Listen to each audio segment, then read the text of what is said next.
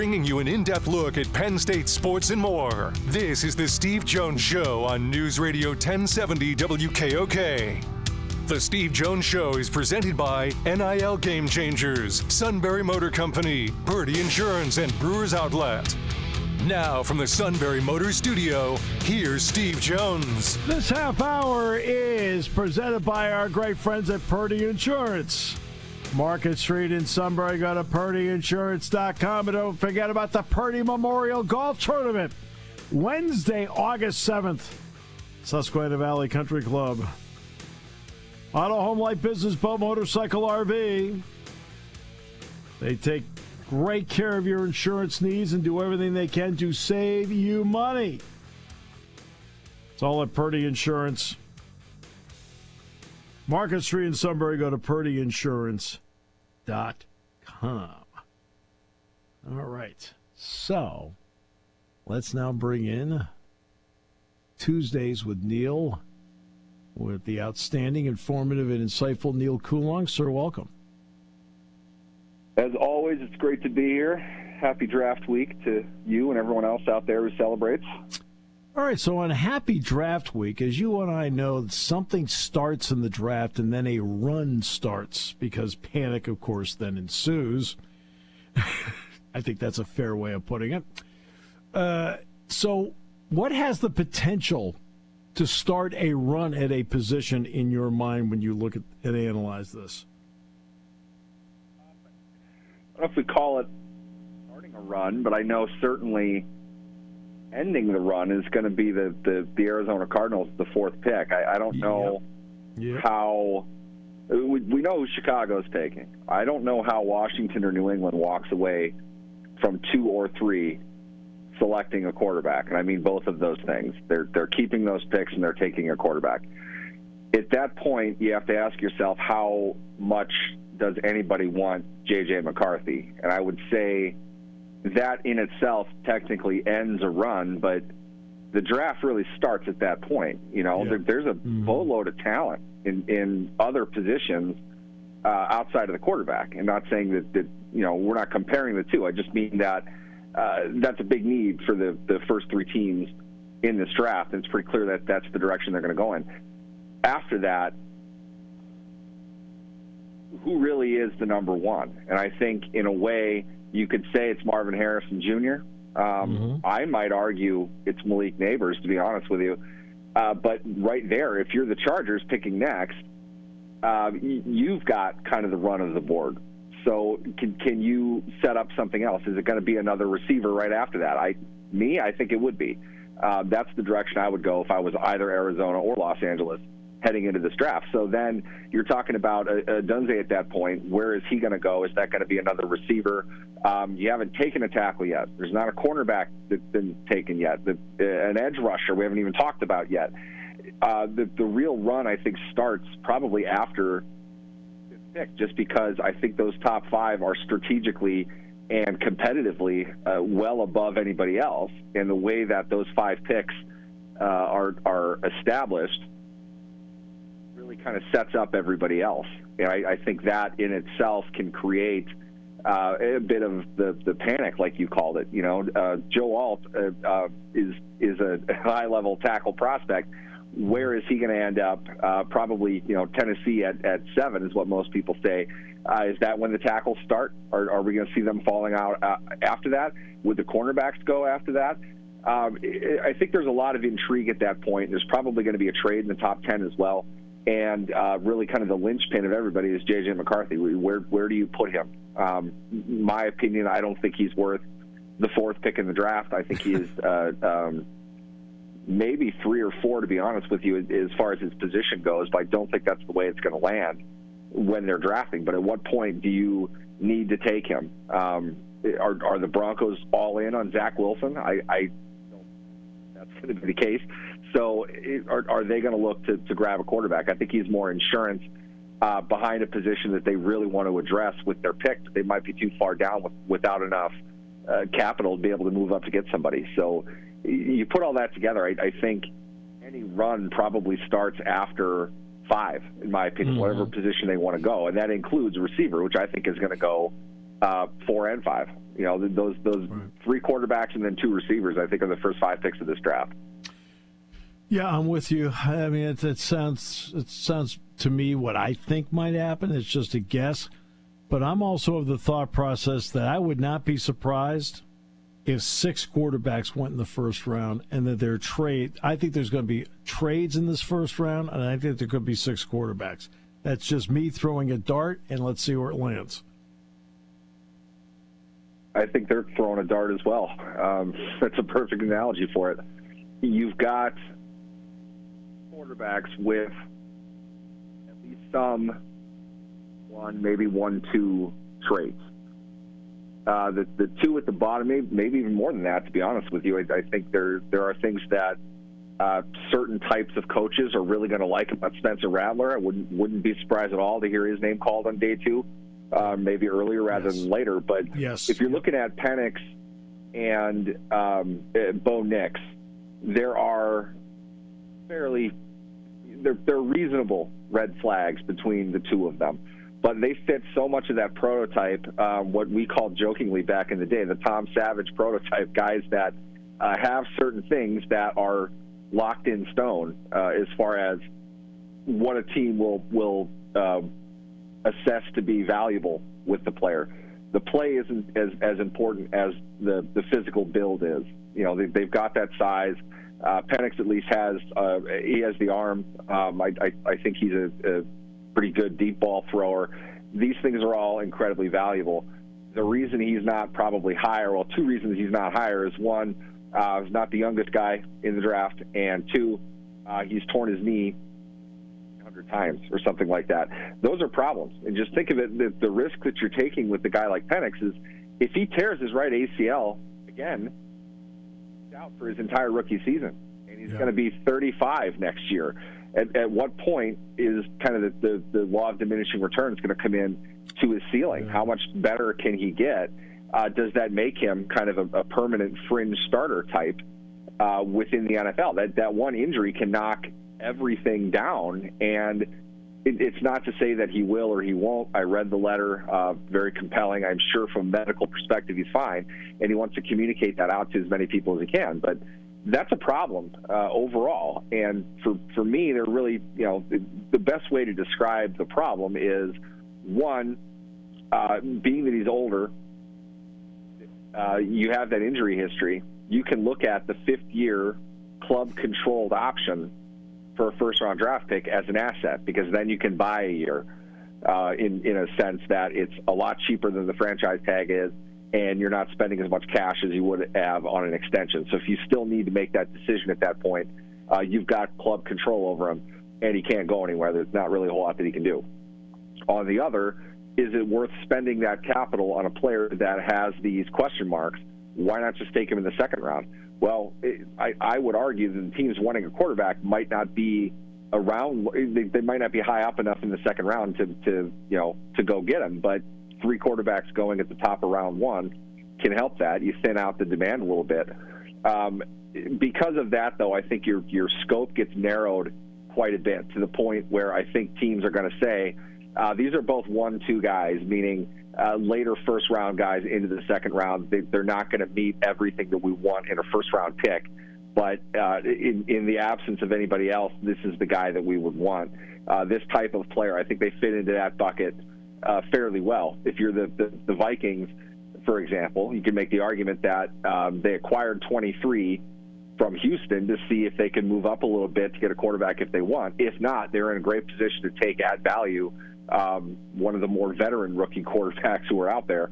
If that's a shot they want to take, they might do that. 23 probably makes more sense for either of those 2 players. 23 on back is probably more appropriate, but the fact that there would be 6 in that instance, I think makes sense. But you get into, 6 of them, that's 20% of the league. There's a good amount of them already drafted last year into this year. There are only so many spots, and you're not going to spend a first-round pick on a guy that is going to back up whoever you already have. So it's only the teams that really need a quarterback, and 3 of them are out the door at the first 3 picks. So in my mind, it almost feels like it's going to be 6 or it's going to be 4. and this goes into what you said earlier about panicking. If one of them goes first, my gut would be Penix would be the first one taken. Mm-hmm. I think somebody has taken Nix pretty quickly after that, and it wouldn't surprise me if it's kind of a light trade in order to get him, just because it's like, okay, only one left. You got a day to think about it. You got a day to make trades. Somebody's coming up after 33 overall to get Bo Nix if they need a quarterback, because that's going to be the best spot for him. So if Penix doesn't go, I think in other words, I don't think it'll be 5. I think it's going to be 4 or 6. Mm-hmm. And neither would really surprise me. And I wouldn't have great faith in either of those last 2 quarterbacks. And, history shows us we definitely shouldn't have a whole lot of faith in the 5th or 6th quarterback taken in the draft. It's not impossible, but, teams that don't have a quarterback, they need a quarterback. And you got some things to like between both of them. I'm just not sure they're guys that are going to improve a whole lot over the next amount of time. You'd love to have a guy for 15 years take care of the position for you so you don't have to address it again. But that's a luxury problem that only a few teams have, and that's because of availability. It's not going to be Picks or Nix or Penix probably providing that for anybody. Just my opinion now. Come back and show it to me next year if I'm completely wrong, and one of them is an MVP heading into October. I mean, weird things have happened. Yeah. Then there's the case of Marvin Harrison Jr. A lot of scouts are saying Nabers of LSU may now get picked in front of him. We'll see. I mean, it's up to whatever team has a choice. And Dunzier is really good as well, as you pointed out, from Washington. But Harris did something that was really different. He didn't do anything. He did not participate at the Combine. He didn't participate in Pro Day. He didn't run a 40. Now, look, it's not as if, Harrison's probably high 4.3s, because they have these sensors now. He's run 22 miles an hour on the field. You obviously can run. What do you think about that approach by him? I think it's probably exactly what I would have advised him to do. The only reason he's not in the running for the top pick is, in my opinion, because he's not a quarterback. You need to take that position. Caleb Williams is a fantastic prospect. Caleb Williams has more downside than Marvin Harrison does by a comfortable margin. That's not an insult to Williams at all. It's the difficulty of the position. It's how difficult it is to evaluate it. But I think you can get a pretty strong parallel between a guy playing in college at the wide receiver position compared to what he's going to face at the NFL level. I think they get that fairly well. There are things to like about guys, and you get into defining what a team is going to look at in whatever round. I mean, just you look at the Rams, for example, very excited to take Puka Nacua in the 5th round. But by any account, anyone would have described him as a 4th round or a 5th round pick. It's not because they don't think he's any good. It's just that he doesn't have certain characteristics that would probably put him up a little bit higher than that. 5th round pick is not a bad thing. It's not an afterthought. It's just a mid-round pick. And if you look at his makeup, he doesn't have, elite level traits. He's a big dude, but he's not outstandingly large. His measurables, his speed isn't anything exceptional. He's a good football player, and you're drafting good football players in the 5th round. Harrison lead everything, in my opinion. The only possible, somewhat, maybe you're an idiot if you bring this up knock that you could have on him is he's not the biggest guy, but it's not a problem if you watch him play. He doesn't need that to go out and make plays. He had nothing left to prove is really what it comes down to in my mind. I don't think there is a discernible flaw in his game at his age that's not going to get ironed up pretty quickly when he's just focused on this. The team has their coaching around him. He's going to spend a lot of time getting better, watching film probably in a different way. The sky is the limit with him. So in my mind, he's the first non-quarterback who's going to go. But again, I think I'll take Nabers. And the reason I say that is you get a lot of the same stuff with Nabers, but Nabers he's a competitor. He's mean. You know what I think? I think Nabers can be in the league. I think he'd be Deebo Samuel. Yeah, I can see that. He's got the versatility and the quickness. You wouldn't necessarily think similar to Harrison. He's not ginormous, but he's not small. Right. His size really kind of exemplifies the all-around type of player that he is. But I don't think there's anything he couldn't do as a skilled position player on the field. His athleticism is unreal, but more than anything with him, he's competitive. I think there's a streak in him that may or may not come out in film as much when you're trying to, really isolate and break down his physical ability. He plays the game with an edge, which I think that's a good comparison. You see Debo in a similar vein. He's tough. It's not just because he's got a thicker build as a receiver, but he has the competitive will to take on that role, to take on those extra duties and do the best with it that he can. I think Nabers, over time, I would put Caleb Williams in this group too. I think this is the best way to describe it. Over the next 3 years, however you want to define really good, 3 years, Caleb Williams, Marvin Harrison, and Malik Nabers, which one of them is going to the Pro Bowl first, and which one would go to multiple Pro Bowls? Right. In my mind, the way that I line it up, in a lot of ways, I think it's between Nabers and Harrison, but I think Nabers could have the edge over 3 years. I think he's at that level, and I think this might be my own bias because I think he's going to Los Angeles, and I think whichever one goes to Los Angeles is going to have a pretty impressive rookie season, rightfully earned, whereas go to Arizona, I'm not sure that's going to necessarily be the case. But you're looking at 3 high-end prospects, probably, in my opinion, the 3 best in this draft, and all of them have very bright futures in playing a multitude of different roles. I think there's not a thing Harrison can't do. I think you could feature your passing game around him. I think you're able to get him 9+ targets a game as a rookie. I think you could have him returning kicks if you wanted to do that. He has that much ability. I think Arizona goes with him because if you need to come up with a deciding factor, I think they'd probably lean on the bloodline. I think NFL teams are kind of known to do that. They're going to appreciate the fact that they think they can project a good sense of the kind of player he is by looking at his dad, which obviously is unfair, but it's incredible praise considering how good his dad was. I think his son can be even better than that. He's got that kind of ability, but and I think Nabers is my guy. I keep trying to talk myself out of it. But, it'll be fun to watch both of them. I'm a receivers guy. I really like the way both of them play.